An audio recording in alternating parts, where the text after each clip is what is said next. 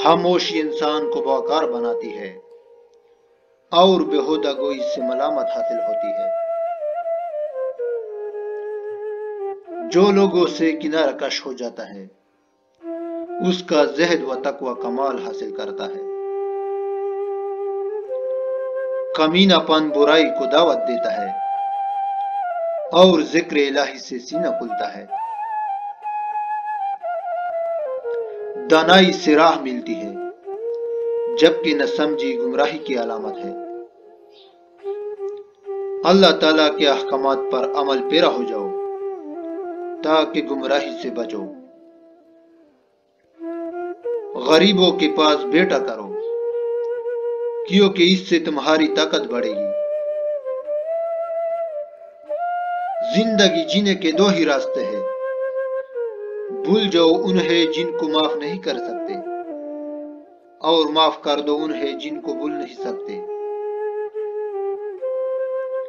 تنہائی میں کیے گئے گناہوں کے انجام سے ڈرو کیونکہ ان گناہوں کا گواہ خود اللہ ہے۔ جو صبر سے مدد حاصل کرتا ہے صبر اس کی مدد ضرور کرتا ہے۔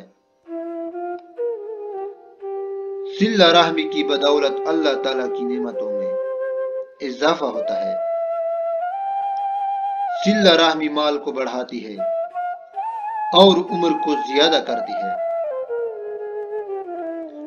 حضرت علی رضی اللہ تعالیٰ عنہ سے کسی نے پوچھا، اگر کوئی اپنا ہمیں بھول جائے تو کیا جائے؟ شیر خدا نے فرمایا، کوئی اپنا ہو تو کبھی نہیں بولتا اور جو بھول جائے وہ بھی اپنا نہیں ہوتا۔ فقیروں کی صحبت میں بیٹھو تاکہ اللہ تعالیٰ کی نعمتوں کی قدر معلوم ہو۔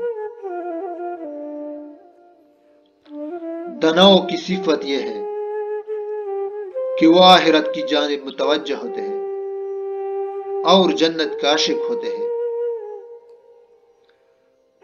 یتیموں کے ساتھ نیکی کرو، فقراء کی غمخواری کرو اور ضعیفوں کے ساتھ نرمی سے پیش آیا کرو۔